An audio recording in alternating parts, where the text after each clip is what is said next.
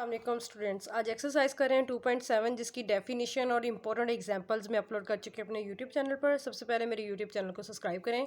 Question है हमारे पास, हमने ये प्रॉपर्टीज़ दी हुई हैं जिसको हमने बताना है विद ये नेचुरल नंबर के लिहाज से होल्ड करती हैं नहीं करती, clear property, associative, identity, inverse and commutative. यहाँ पर उन्होंने कहा कंप्लीट करें, complete the table indicating by tick mark those properties which are satisfied by the specified set of number. Most important question है, एमसीक्यूज में लाजमी आता है। अब सबसे पहले यहाँ पर प्रॉपर्टी है क्लियर और ये है नेचुरल नंबर। अब यहाँ पर ये कि जो क्लियर प्रॉपर्टी है वो होल्ड करनी चाहिए, वो बिलोंग, अगर क्लियर प्रॉपर्टी जो लेते हैं ना, ये सेट दो नंबर लो, दो नंबरों का जो सम करें उसका जो आंसर हो ना वो भी नेचुरल सेट में से होना है। देखिए अगर हम दो नंबर लेते हैं 1 और 2, उसका सम करें 3, तो वो किस में से होगा? विद रिस्पेक्ट एडिशन, तो वो ज़ाहिर बात है नेचुरल नंबर के सेट में से होगा। तो ये हमारा क्या होगा? टिक होगा कि ये होल्ड करती है। ठीक है। इसी तरह clear property with respect multiplication, दो नंबर लेते हैं 2 और 3, उनका मल्टीप्लाई करते हैं उन दोनों नंबरों को। 2 मल्टीप्लाई बाई 3 6, तो 6 नेचुरल नंबर के सेट में होता है या नहीं होता? डेफिनेटली होता है, तो ये भी होल्ड करती है स्टूडेंट्स। ओके। इसी तरह अब हमने क्या करनी है, associative property with respect addition, natural number में होल्ड करती कि नहीं। इधर मैं आपको रफ में कहीं करके दिखाती थी। देखें दो नंबर, तीन नंबर, एसोसिएटिव में 3 नंबर्स होते हैं। ले लेते हैं हम नेचुरल नंबर का सेट, हमारे पास क्या होता है 1 2 3 4 एंड सो ऑन, चलता जाता है। ठीक है। इसमें से हम कोई 3 नंबर ले लेते हैं, 1 + 2 ब्रैकेट में होता है +3 बाहर। ये एसोसिएटिव प्रॉपर्टी जो हम पीछे डिस्कस कर चुके हैं, आपको पता है। और अब क्या होगा, 1 बाहर होगा +2 3 ब्रैकेट में होगा। अब जो इनका आंसर आएगा ना वो मस्ट भी इसमें से होना चाहिए, इसी सेट में होना चाहिए, होल्ड करना चाहिए। देखें 2 + 3 3, 3 + 3, ठीक है, इज इक्वल टू 1 + 5 इज 6। तो ये क्या है? अब देखो ये जो 6 है वो नेचुरल नंबर के सेट में है ये नहीं है, तो बिलोंग कर रहा है ना। क्या कि अगर 2-3 नंबर लेते हैं नेचुरल नंबर के सेट में से, उसका सम करें या उसकी प्रोडक्ट करें, जो आंसर हो वो भी किस में से हो? नेचुरल नंबर के सेट में से हो। तो आप देख सकते हैं 6 कहाँ से है? नेचुरल नंबर के सेट में है। ठीक है। तो इसलिए हम ये क्या कहेंगे, होल्ड करती है विद रिस्पेक्ट एडिशन, और मल्टीप्लीकेशन भी होल्ड करती है। अब आगे identity, identity with respect addition वो 0 होता है, बट 0 जो है does not belong of natural number. आपको पता है नेचुरल नंबर कहाँ से स्टार्ट रही है, मैंने लिख के दिखाया 1 2 3, तो 0 नेचुरल नंबर से बिलोंग नहीं करती, तो विद एडिशन तो आइडेंटिटी नहीं है। ठीक है। तो अब हम आगे आइडेंटिटी विद रिस्पेक्ट मल्टीप्लीकेशन, वो होता है 1, सो 1 बिलोंग करता है नेचुरल नंबर से, सो आइडेंटिटी विद रिस्पेक्ट मल्टीप्लीकेशन वो क्या होगा? होल्ड करेगा। ओके। तो आइडेंटिटी होल्ड करता है। ठीक है। और आइडेंटिटी एक चीज़ ऐसा एलिमेंट होता है जिसको अगर किसी भी नंबर के साथ हम मल्टीप्लाई करें ना, उस पर कोई फ़र्क ना पड़े। लाइक दैट इधर 1 है, तो इसका आइडेंटिटी एलिमेंट 1 अगर करें तो इस पर 1 पे कोई फ़र्क पड़ रहा है? अगर 2 है तो 2 मल्टीप्लाई 1 करें तो कोई फ़र्क पड़ेगा? ठीक है। जिस पे मल्टीप्लाई करने से उस पर कोई फ़र्क ना पड़े, वो आइडेंटिटी एलिमेंट होता है। ओके। अब हमारे पास है इन्वर्स। इन्वर्स हमारे पास क्या है? इन्वर्स है ना 3, लाइक दैट इधर 3 है, तो ये रफ वर्क हो रहा है इधर ही। 3 बिलोंग कर रहा है नेचुरल नंबर से, नेचुरल नंबर के सेट से, तो -3 बिलोंग कर रहा है नेचुरल नंबर के सेट से? नहीं कर रहा। सो ये क्या होगा? सो इन्वर्स विद रिस्पेक्ट एडिशन जो होगा वो होल्ड नहीं होगा, तो हम क्रॉस लगाएंगे। ओके। इसी तरह इन्वर्स विद मल्टीप्लीकेशन, देखें मल्टीप्लीकेशन में इन्वर्स क्या होता है? 2 अगर बिलोंग कर रहा है n से, तो उसका मल्टीप्लीकेटिव इन्वर्स क्या होता है? 2 है ना, तो उसका मल्टीप्लीकेटिव इन्वर्स होता है 1/2। ठीक है ना, कट के इस तरह। तो 1/2 इससे है इस सेट में, नेचुरल नंबर के सेट में, तो नहीं, तो इसका मल्टीप्लिकेटिव इन्वर्स भी होल्ड नहीं करेगा। अब आ गया कम्यूटेटिव लॉ। कम्यूटेटिव लॉ क्या होता है? दो एलिमेंट 1 2 ले लो या 2 3 ले लो, 2 3 ले लेते हैं। दो एलिमेंट 2 3, 2 + 3 इज इक्वल टू 3 + 2, मतलब पहले 2 + 3 करो फिर 3 + 2 करो, तो दोनों का आंसर क्या आएगा? 5 आएगा। और दोनों ये विद रिस्पेक्ट मल्टीप्लीकेशन और विद रिस्पेक्ट एडिशन होल्ड करेंगे। जो इसका आंसर आएगा वो बिलोंग करेगा नेचुरल नंबर के सेट में से, तो सो ये होल्ड करते हैं, तो दोनों टिक लगाएंगे।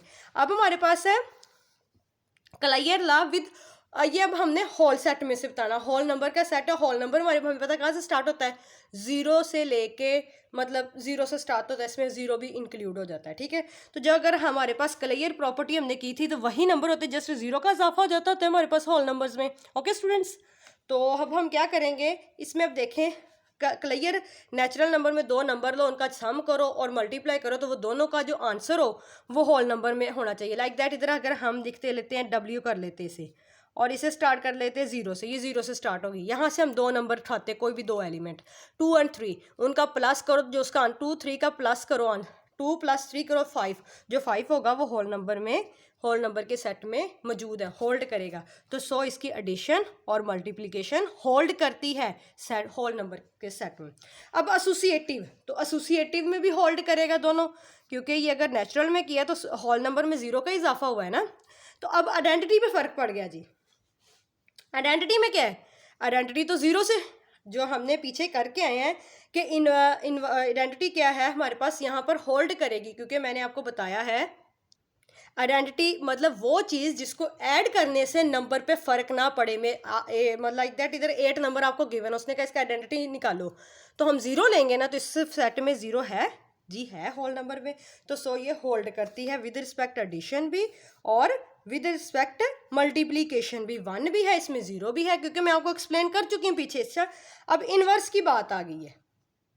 इनवर्स में क्या है, मैं अभी आपको बता के गई हूँ ना कि ये 3 मैंने बिलोंग कराया था एंड नेचुरल नंबर से। अब यहाँ पर होल नंबर है, अगर 3 नंबर लेते हैं, 3 एलिमेंट 3 लेते हैं, उस वो बिलोंग करता है होल नंबर्स के सेट से, और -3 क्या बिलोंग करता है, नहीं करता, तो सो ये इनवर्स इसका एग्जिस्ट नहीं करता, होल्ड नहीं करता। और इसी तरह इसका मल्टीप्लीकेशन सॉरी इनवर्स भी एग्जिस्ट नहीं करेगा, क्योंकि उसमें क्या होता है, अगर 2 हमारे पास एलिमेंट है तो उसका मल्टीप्लीकेटिव इनवर्स क्या होगा, 1/2, तो 1/2 क्या है, होल सेट में नहीं है, तो ये भी होल्ड नहीं करेगा। कम्यूटेटिव दोनों का होल्ड कर जाएगा, वो आपको पता है, दो नंबर पहले ए और बी, फिर बी और ए, दो एलिमेंट हालो, 2 + 3 कर दो, 3 + 2 करो, दोनों के आंसर भी सेम होंगे, दोनों होल नंबर जो आंसर होंगे वो भी बिलोंग करेंगे होल नंबर के सेट में से, तो दोनों होल्ड करेंगी। इसी तरह अब इंटीजर्स आ जाएं। इंटीजर्स में क्या होता है आपको पता है, प्लस माइनस दोनों के दोनों वेरिएबल्स होते हैं उसमें, ठीक है। लाइक दैट इंटीजर्स है z = 0 +-1 +-2, ये हमारे पास सेट ऑफ इंटीजर्स है। तो इसका सबसे पहली प्रॉपर्टी, दोनों क्लियर प्रॉपर्टी इसमें होल्ड कर जाएंगी, एसोसिएटिव प्रॉपर्टी भी इसमें होल्ड करेंगी। आइडेंटिटी की बात आ गई जी अब, ठीक है। तो जो आइडेंटिटी है वो भी होल्ड कर जाएगी, क्योंकि जी इसमें 0 भी है और जो देखें 1 भी है, ठीक है। तो आइडेंटिटी यही होता है ना, विद एडिशन 0 चाहिए होता है, विद मल्टीप्लिकेशन हमारे पास 1 होना चाहिए। 1 क्योंकि किसी भी एलिमेंट के साथ 1 को मल्टीप्लाई करेंगे तो उस पर फ़र्क नहीं पड़ेगा। 0 के साथ अगर लाइक दैट आपको गिवन है सेट में कि 4 है, 4 में ऐसा एलिमेंट हमने प्लस करना है जिससे उस पर फ़र्क ना पड़े, तो 0 होगा, तो वो इस सेट में मौजूद है। अब आगे बात इनवर्स की। इनवर्स में क्या होता है, हम 3 बिलोंग करते हैं अगर हमारे पास सेट ऑफ इंटीजर से, तो -3 जो उसका इन्वर्स होता है, ठीक है, विद एडिशन के लिहाज से इन्वर्स विद रिस्पेक्ट एडिशन, तो वो भी -3 भी इस सेट में है, तो ये होल्ड करेगा।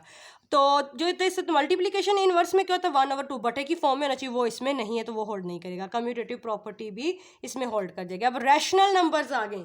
रैशनल नंबर्स आपको पता है क्या होते हैं, जो पी और क्यू की फॉर्म में होते हैं, ठीक है। इसमें बहुत ज़्यादा, इसमें क्या होता है, सारे बहुत ज़्यादा नंबर्स होते हैं, तो इसको हम कैसे करेंगे, इसमें आपको पता क्लियर भी होल्ड कर जाएगा, ओके। ये हम पीछे बहुत अच्छे से कर चुके हैं। एसोसिएटिव भी इसमें होल्ड कर जाएगा, और इसमें आइडेंटिटी जो है वो दोनों होल्ड कर जाए, क्योंकि इसमें 1/2 की फॉर्म में भी होता है, ठीक है। तो आइडेंटिटी 0 भी होता है इसमें, 1 भी होता है, ठीक है। और इनवर्स जो है वो ये तो होल्ड कर देगा कि माइनस में है इसमें, लेकिन ये वाला होल्ड नहीं करेगा, और कम्यूटेटिव भी होल्ड कर जाएगा, ओके। अब आ गया रियल नंबर। रियल नंबर हमारे पास क्या होता है, रियल में होता है सारे ही नंबर आ जाते हैं, ठीक है। अच्छा, अब आपको ये पता है रैशनल नंबर में जो होता है ना, बटे की फॉर्म में होता है, तो मैंने यहाँ पर कहा है कि जी बटे की फॉर्म में इस तरह होना चाहिए, लेकिन जब अगर हम उसे करेंगे ना, डिवाइड करेंगे, तो इन्फिनिटी आंसर देगा, तो जो कि इधर एग्जिस्ट नहीं करेगी, जो बिलोंग नहीं करेगी सेट से, ओके। इसी तरह रियल नंबर में ये दोनों क्लियर होल्ड कर जाएंगी, एसोसिएटिव की दोनों प्रॉपर्टीज होल्ड कर जाएंगी, आइडेंटिटी की दोनों प्रॉपर्टी विद रिस्पेक्ट मल्टीप्लिकेशन और एडिशन दोनों होल्ड कर जाएंगी, ठीक है। और इसी तरह इन्वर्स में भी, इन्वर्स में एक होल्ड करेगी और ये वाली ओवर वाली होल्ड नहीं करेगी, और with commutative with respect addition और मल्टीप्लिकेशन दोनों होल्ड कर जाएंगे। मेरा ख्याल है बहुत अच्छे से समझ आ गई। बहुत 9 मिनट्स मैंने इस क्वेश्चन पे लगाए हैं और विद एग्जाम्पल बताए हैं। आई होप आप अच्छे से समझ गए इसको, ठीक है। ये क्वेश्चन नंबर 1। अब हम करते हैं question number 2। Okay students, question number 2 है what are field exams in what respect does 2 दफ़ा लिखा गया the field of real numbers different from that the complex number, ठीक है। उसने क्या इधर हमने बताना है, ये आपका सोल्यूशन होगा रिटर्न। सबसे पहले आप लिखोगे उसने कहा व्हाट आर फील्ड एग्जाम्स, आप लिखोगे a noun empty set F is called field exam, सबसे पहले लिखोगे, ठीक है।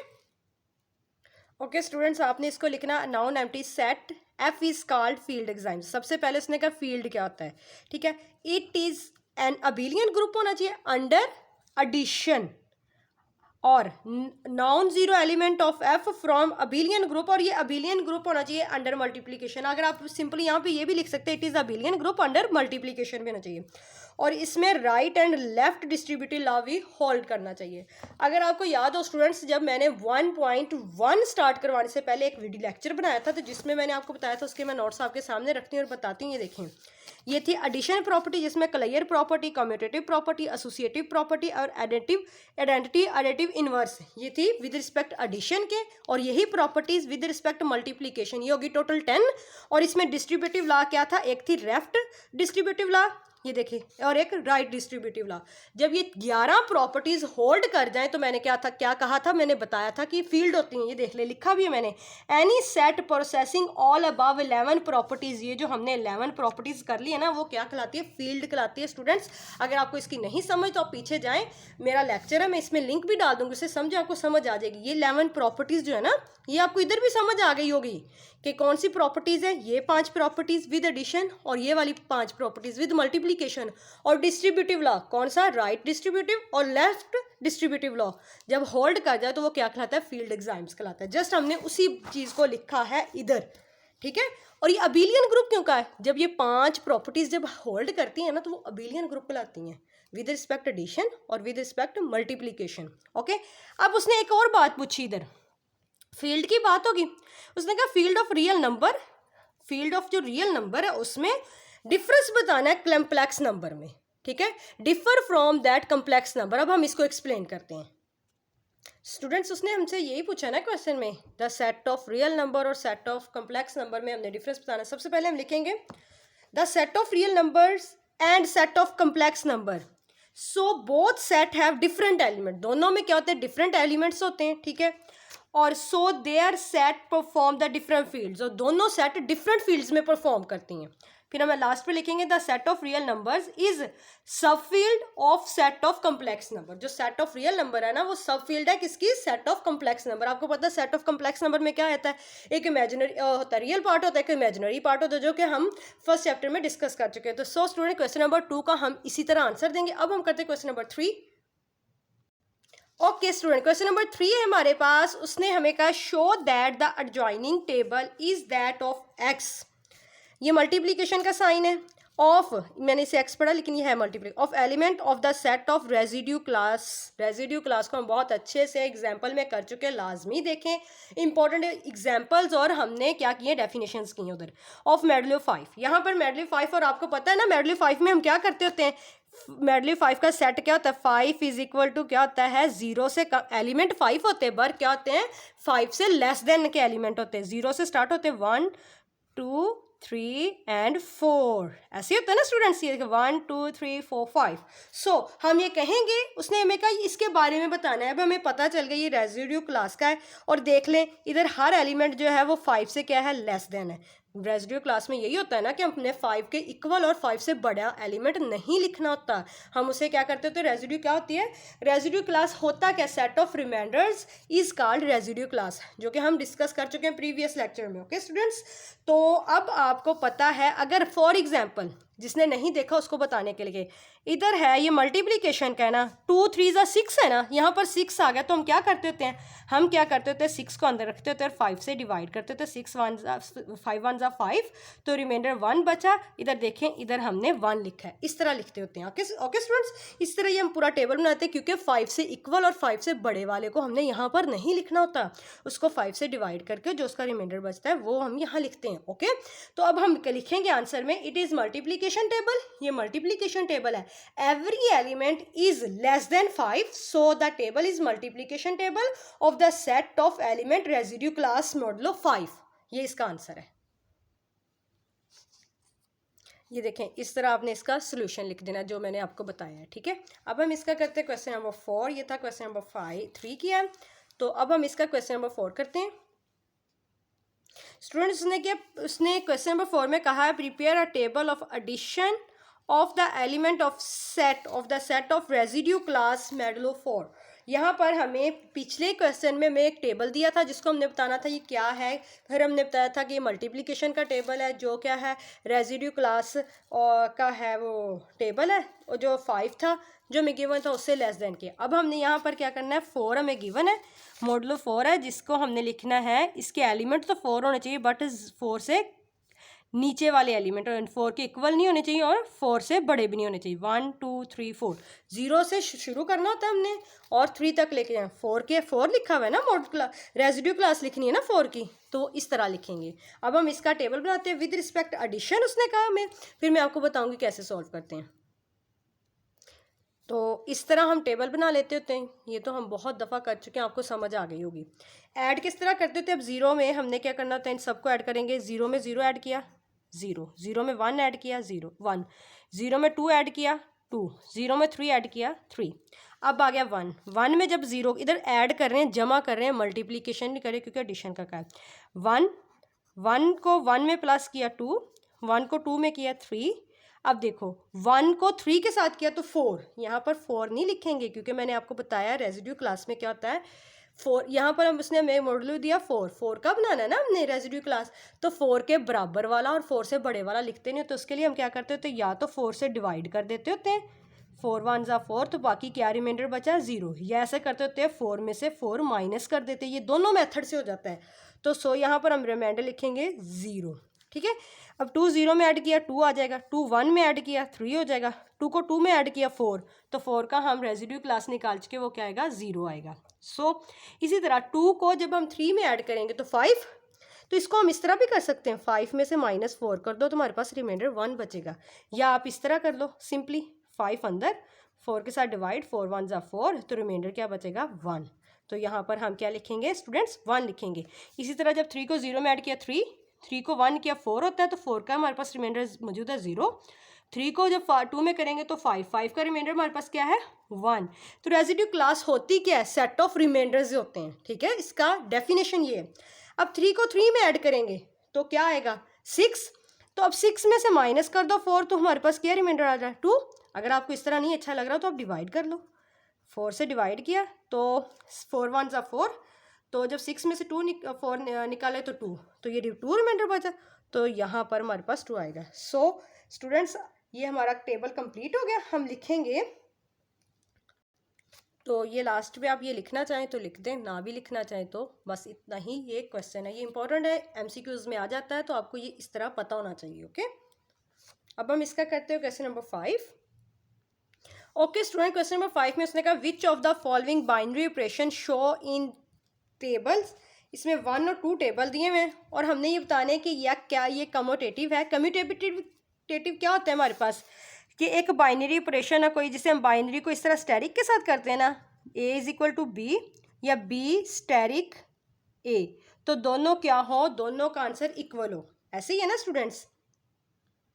तो ये हमारे पास ऑपरेशन होता है। अब देखो A और B, यहाँ पर A और B, A स्टैरिक A, दरमियान में ये स्टैरिक B, तो इसका आंसर क्या आ रहा है A और स्टैरिक B, ये वाला आंसर आ रहा है, C आ रहा है, equal to B asterisk A, B ये स्टैरिक A, क्योंकि ये ऑपरेशन होता है ना, चाहे मल्टीप्लिकेशन का या एडिशन का है, तो हमने इसके अकॉर्डिंग ही बताना क्या ये सही है कि नहीं। कम्यूटेटिव प्रॉपर्टी में क्या चीज़ होल्ड करती है, A प्लस या मल्टीप्लिकेशन बी हो equal to A B multiplication या एडिशन ए हो, मतलब इन दोनों का आंसर क्या होता है, सेम होता है।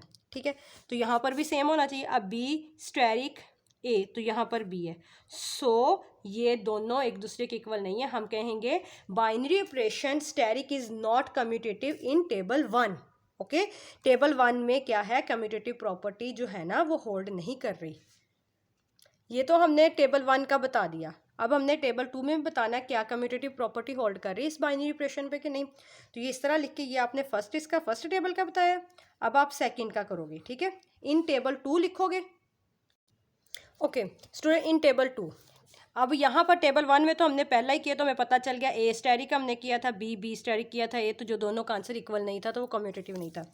अब सबसे पहले हम करते हैं ए स्टेरिक बी सी और बी स्टेरिक ए का आंसर, मतलब यहाँ से बी यहाँ से दोनों का आंसर सी। दोनों का आंसर सेम नहीं, ए स्टेरिक बी और बी स्टेरिक ए दोनों का आंसर सेम है, ये भी सी है ये भी सी है, तो इस तरह हम सी, इसका मतलब ये पूरे टेबल पे कम्यूटेटिव होल्ड करेगा। कैसे, अब देखो ये ए सी किया, ए बी किया, अब हम करेंगे ए सी, ए और सी, ए स्टेरिक सी बी है और सी स्टेरिक ए बी है, तो दोनों का आंसर क्या हुआ, सेम, हमने यहाँ पर बी लिखा है। ओके स्टूडेंट्स, इसी तरह ए स्टेरिक डी करेंगे। कैसे, कहाँ पर है ए स्टेरिक डी, सबसे पहले ए स्टेरिक डी का आंसर क्या है हमारे पास, डी आ रहा है।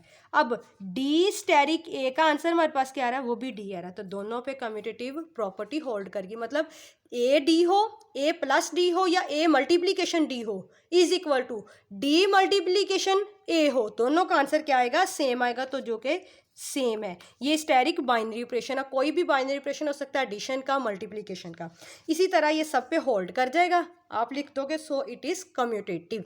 अब हम इसका करते हैं क्वेश्चन नंबर 6। क्वेश्चन नंबर 6 है सप्लाई करना the missing elements of the third row of the given table so that the operation binary operation है मे बी एसोसिएटिव। अब यहाँ पर उसने एक टेबल दिया, तो उसने कहा इसको रोज को जी कंप्लीट करो। अब हमें पता है इधर क्या हमने करना है, सी स्टेरिक ए को फाइंड करना है, सी स्टेरिक बी को करना है, सी स्टेरिक सी को करना है, ये स्टेरिक बाइनरी ऑपरेशन होता है। ठीक है, सी स्टेरिक डी को करना है।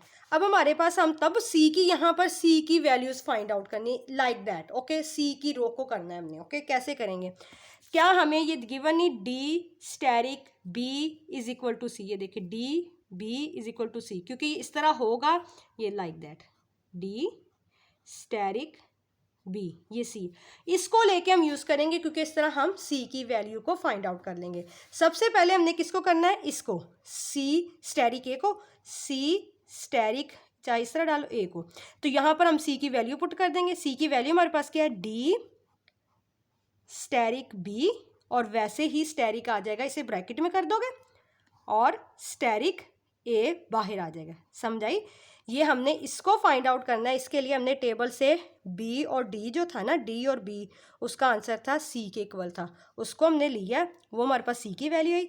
इसको हमने, क्योंकि इसे कंप्लीट करना है ना, तो सी स्टेरिक ए को फाइंड करना है, तो सी की जगह सी की वैल्यू ये वाली पुट की, ए साथ आ गया। अब हम इसे लिखेंगे, ये हमारे पास एसोसिएटिव लॉ बन गया ना, दो ब्रैकेट में एक ब्रैकेट से बाहर।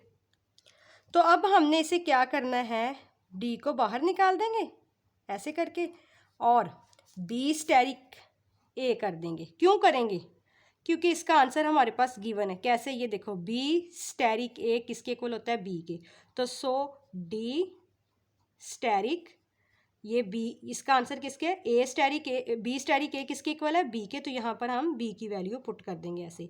तो अब हमारे पास क्या आ गया, डी बी, ये आ गया ना हमारे पास, तो जो कि इक्वल है किसके, सी के, इसके इक्वल है ना, ये देखो सी के, तो यहाँ पर हम क्या कर देंगे, सी लिख देंगे जी, इसका आंसर सी आ गया। इसी तरह इसको यूज़ करते हुए, इसी फॉर जो गिवन है हमारे पास, इसकी वैल्यू पुट करेंगे। अब हमने किसकी वैल्यू फाइंड आउट करनी, स्टेरिक डी की, बी की, सॉरी, सी स्टेरिक बी की, मतलब देखें, सी स्टेरिक ए हमने फाइंड कर लिया, अब सी स्टेरिक बी करना, फिर सी स्टेरिक सी करना, फिर सी स्टेरिक डी करना, इसलिए मैंने यहाँ लिख दिया। सी की जगह सी की वैल्यू पुट करेंगे, क्या है, डी स्टेरिक बी स्टेरिक, फिर क्या होगा, बी। तो हमें अभी हम देख के हटे हैं कि हमें टेबल में पता है डी स्टेरिक बी तो सी के इक्वल होता है, बट हमने डी को बाहर निकाल लेना होता है, जो दूसरे जो एलिमेंट होते, क्योंकि हमने सी को तो नहीं ना दोबारा लिखना, हमने अब इनकी वैल्यू देखनी। बी स्टेरिक बी क्या है, बी स्टेरिक बी तो ए है, तो यहाँ पर हम बी स्टेरिक इसको ब्रैकेट में कर देते होते हैं, ऐसे इधर करती हूँ मैं, बी स्टेरिक बी। तो जब इनका ऑपरेशन देखा तो जो इसका आंसर बी स्टेरिक बी, तो आंसर ए, तो इधर डी स्टेरिक बी, ये ए आ गया। तो अब इसका क्या बन रहा है, डी स्टेरिक ए, देखो डी स्टेरिक ए, तो ये इक्वल आ रहा है डी के। तो सो हम यहाँ पर डी पुट करेंगे, हमें पता चल गया कि ये जो सी स्टेरिक डी है ना वो किसके इक्वल आया, डी के। तो यहाँ पर हम डी लिख देंगे। इसी तरह बाकी करने हैं हमने सारे। तो ये मैंने आपको अच्छे से करके बता दिया। ये आपने एसोसिएटिव लॉ लाजमी बताना है। ये हमने कंप्लीट करनी है ना, रो दो तो हमने कर लिए, दो इसको यूज़ करते हुए, क्योंकि सी बी डी यही यूज़ हो रहे हैं ना, तो इसलिए हमने यही लिया है कि बी और जब डी को मल्टीप्लाई करेंगे तो वो किसके इक्वल आता है, सी के। तो देखो बी कहाँ गया, सॉरी, ये डी और बी का स्टेरिक सी के इक्वल होता है, उसको यूज़ करते हुए हमने किया है। अब हमने क्या करना था कि सी स्टेरिक सी, क्योंकि थर्ड रो में सी स्टेरिक सी बाइनरी ऑपरेशन, सी एक सी की जगह सी की वैल्यू पुट करेंगे, फिर इसको करेंगे एसोसिएटिव लॉ, डी को बाहर निकाल देना है, बाकी दोनों को ब्रैकेट में कर लेना, फिर इसको ढूंढना है टेबल में जो कि सी के इक्वल होगा, फिर ये जो बचेगा वो भी सी के इक्वल आएगा, और फिर इधर हम सी लिख देंगे। ये अब स्टूडेंट्स आप बाय हैंड करेंगे, आपको बहुत ईजी लगेगा, अब टफ लग रहा होगा, ठीक है। इसी तरह अब हम इसका करेंगे फोर्थ पार्ट, सी स्टेरिक डी, जो कि आप खुद करेंगे और मैंने किया भी हुआ है। एसोसिएटिव लॉ लगाएंगे सी की वैल्यू पुट करके, फिर उसी को टेबल में ढूंढेंगे, उनका स्टेरिक जो इक्वल होगा इस तरह आप कर लोगे कंप्लीट। तो आप लिखोगे सो थर्ड रो कंप्लीटेड, और ये सेपरेट लिख के भी कर सकते हो। तो ये लास्ट वाली रो का क्या है, लास्ट का आंसर है ये सी स्टेरिक डी का आंसर आया डी के इक्वल, यहाँ पे भी कंप्लीट कर सकते हैं। अब हम इसका करते हैं question number 7। Okay students, question number 7 है, बहुत मजे का है। ये टेबल आपको गिवन होगा, उसने कहा what operation is represented by the adjoining table.